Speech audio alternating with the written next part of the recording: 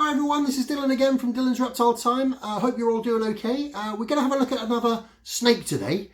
One, because snakes are awesome, and two, because they're all different. So we can't just look at one snake and then that's it, we've done snakes. They're all different. So we're going to have a look at a hognose snake. So this in here is Pepper. Now Pepper here is a western hognose snake from North America. Most hognose snakes come from North America and Mexico. So you've got the western hognose, you've got the eastern hognose as well. You've got some from South America, like the tricolor hognose snake, quite a pretty coloured snake. And you've also got a very large hognose snake from Madagascar as well. They get quite big. And they're called hognose snakes. I don't know if you can see there, but we'll have a closer look in a minute. But their nose scale is kind of upturned, like a little shovel, like a little snout. And they use that to dig through the ground to hide, and they can also dig up their prey. So a lot eat like lizards' eggs, for example. They can dig them up out of the ground. And they also eat toads and frogs quite a lot in the wild, and they can just dig those up as well. And they're not constrictors like a lot of snakes. So when they catch their prey, they catch it with their mouths, and then they just kind of hang on with their mouths, and they start chewing on their prey because they're actually mildly venomous. They've got two teeth, their back teeth. They don't inject venom as such, but they've got grooves down those teeth, which the venomous saliva can slide down and get inside the system of the animal. And they just start chewing it down.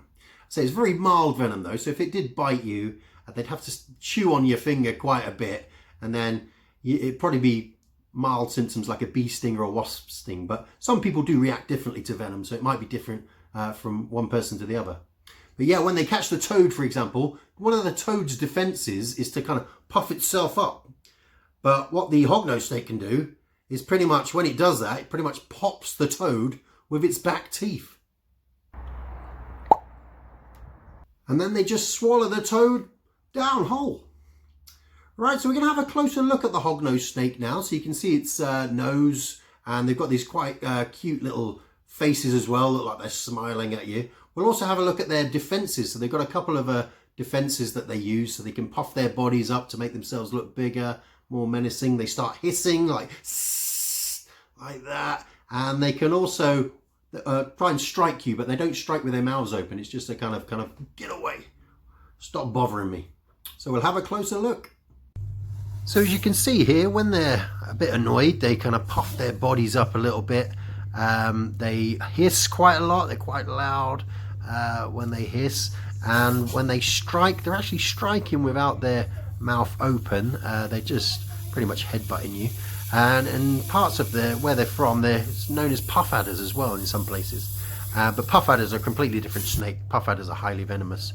This one's just trying to kind of headbutt you like this. So as you can see, once she's out, she's quite chilled out. It's all for show, really. And there's a close-up of the face there. They've got this smile down the side of their mouths. It looks like they're smiling at you. They've got this, there's the hognose, the kind of nasal scale that's turned up that they use to dig through the soil and things.